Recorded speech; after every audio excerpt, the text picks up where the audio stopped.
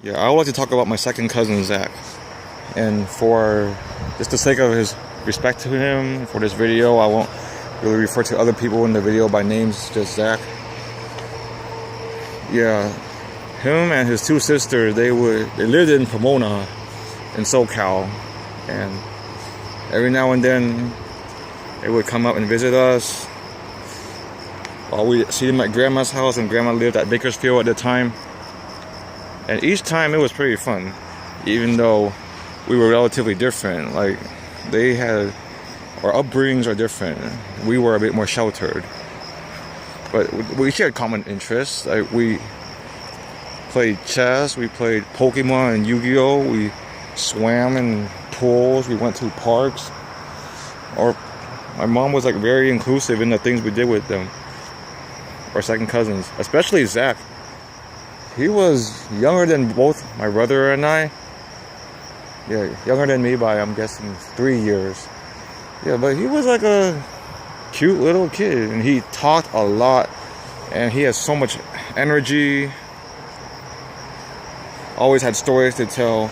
And the funny thing was, he always talked about the amount of girlfriends he has.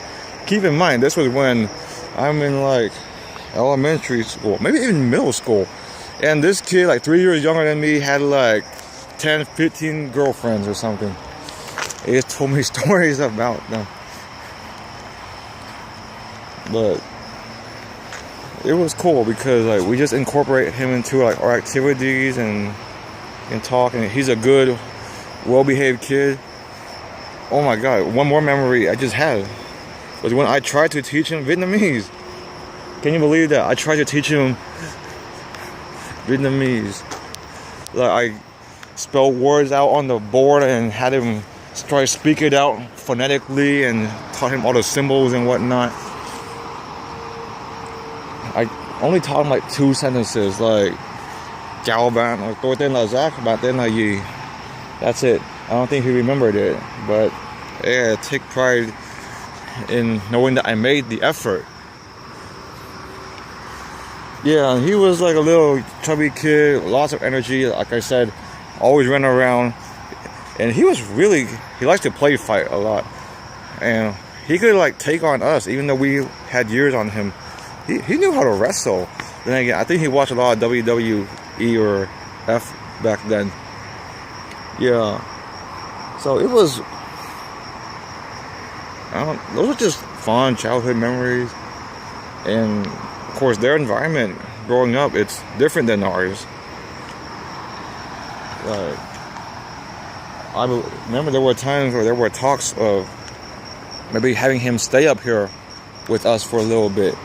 Maybe spend most of the summer here, or maybe even go to school here. Just get him acclimated to what life was like up here.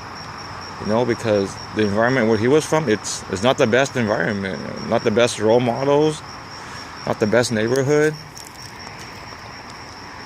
Yeah, he told me he got into a lot of fights, but it wasn't. I think it was some individual fights and some group fights, not like gang fights, but maybe just like this group against that group, or even this school against that school, which was quite alarming. Yeah, I think we taught him to play chess one time too. Yeah, and then we went through a long period of never seeing each other. They didn't come up for summers. They started living their own lives. Like, he went through elementary school, middle school. Though there was one time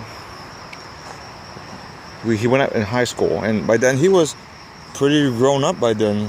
I don't remember what year in high school, but he's taller, he had a deeper voice and more mature, still had stories to tell.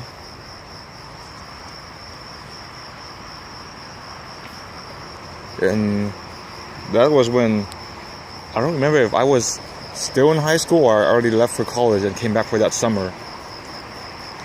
But we just brought back some old times, and still a good kid. I remember one cousin was pretty attached to him. Like, they even went biking along the Golden Gate Bridge because he's pretty active, and it's not that he has I guess an entrepreneurial or mentality or a hustler mentality. You know, like he's willing to get out there and do stuff and learn things and explore and put himself out there. He even played football. He was a running back for his football team, I believe. He even tore his ACL. I was like, oh my God, he's like smaller than me, but he was a running back. I remember he was fast though. I consider myself pretty fast when I was younger, but he kept up with me. He might have even gotten faster. But he was a tough kid. He could take hits. He can take punches. Well, I'm just assuming punches. Hey, he can wrestle with someone who got 30 pounds on him. I commend him for that. Yeah, but the last time I saw him was when I was still in undergrad and he was in high school. And after that, I never saw him. And then, I mean, I only heard things about that environment and the kind of company that he keeps or the family around him keeps, or the environment. It doesn't emphasize certain values or priorities as they do where I'm from, where I live up here in NorCal, in a upper middle class neighborhood. Well, they didn't live in the hood or the ghetto, but of course the demographics were different, that's for sure. And we were like, yeah, that environment kind of it didn't take his parents, but they got sucked into it. And we were kind of hoping it wouldn't happen to him and his sisters. And I'm not saying they did. I mean, in fact, I don't know enough of the story, but I can only assume from just what I heard loosely. Yeah. One sister is my brother's age, and one is 1 year older than me. Both of them had kids already.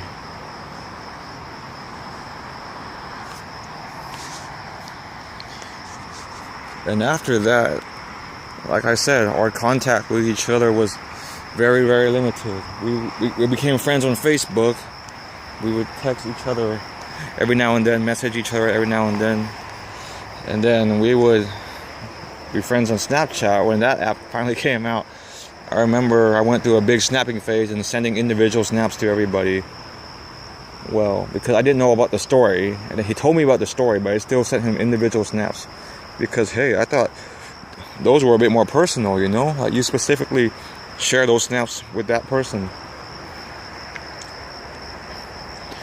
I don't remember if he posted on Facebook or Snap some sort of DJ equipment, a DJ controller that I really liked. I mean, I bought my controller for $100, and he was selling it for $100, but it was so much nicer than mine. Yeah, but of course, I had different priorities, so I didn't get on it, I didn't buy it. But that may have been the last time I contacted him. I had a SoCal trip recently, and I honestly thought of visiting him and his sister. Yeah, sister singular. I don't want to get into that. This video is more about him. Actually, yeah, I would have to touch on that eventually. But I was like, what would we talk about? We were so detached. We grew up so differently. We have different priorities. And I wouldn't be showing off. I wouldn't look down on him. I still want to connect with him and his sister. But in the end, I didn't. I did other things, met with other people instead in SoCal. And I remember I was in grad school and I was just studying with my friends. And my brother called me and he told me that Zach's older sister died. Like, she OD'd on drugs. I'm not sure what kind of drugs. Maybe sleeping pills or antidepressants. And I was kind of in shock. I was like, whoa, really? And she had a daughter too. Because like she's only a year older, but I wouldn't say we grew up together like my brother says, but we had parts of our childhood together. We saw each other growing up. We kind of knew each other's temperaments, and I was aware that our backgrounds were different, but it didn't matter to me because they were good people, you know? And then to find out his sister died. And of course that would be tragic. And of course he would take it hard. His younger sister would take it hard. Okay, not his younger sister, his other sister. Yeah, it was the older sister, the sister my brother's age, and Zach's the youngest. Yeah, and they took it hard. They went to the funeral. We weren't able to because we were both in school at that time. And the funeral was in SoCal. It's farther away. Yeah, and every now and then they would post pictures like in memory of this or that of his sister on Facebook.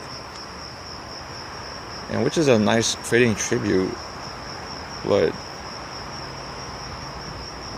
I mean, I didn't expect this, you know? And it's so unfortunate. He was really young. He had a future ahead of him. And honestly, it was not the best environment. And I can't be one to judge or blame that environment. But I don't know who his role models were, or what his life entails, or what struggles he faced after high school. You know, because like I said, we had different priorities. Pretty much, the family in NorCal, everyone went straight to undergrad. And there were different plans for him. Oh, should he go to a JC? Should he move to Seattle or Portland? Should he do an apprenticeship? Like, he wasn't sure what he was doing with his life either. He was working several odd jobs. I don't know what other jobs. I just know he worked at a pizza place for a while.